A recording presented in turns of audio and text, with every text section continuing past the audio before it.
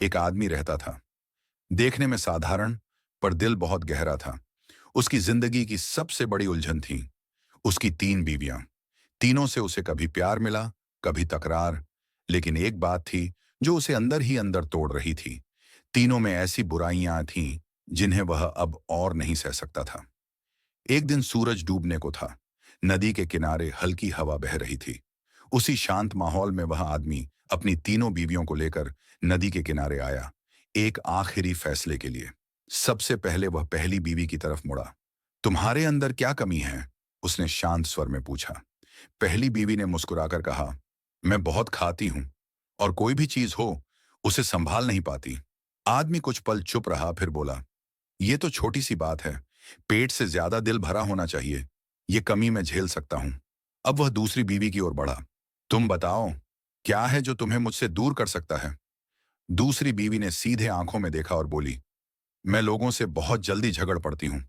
जुबान मेरी तलवार जैसी है।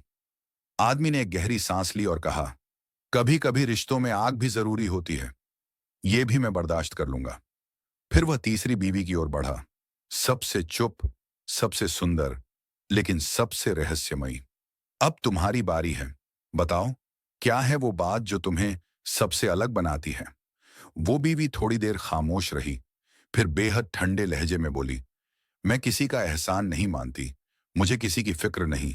न कोई मेरे लिए कुछ करता है, न मैं किसी की कदर करती हूँ। जो है, बस मैं हूं। ये सुनते ही आदमी की आंखों में कुछ टूट गया। वो हंसा, एक दर्द भरी हंसी, और फिर बोला, तो तुम वही हो जिसका डर मुझे था। इंसान का सबसे बड़ा गुनाह है नाकदरी। अगर मैं तुम्हारे लिए आसमान से तारे भी तोड़ लाऊं, तुम फिर भी कहोगी, क्या किया? ऐसी औरत मेरे साथ रहे तो हर दिन मेरी रूह मरती रहेगी।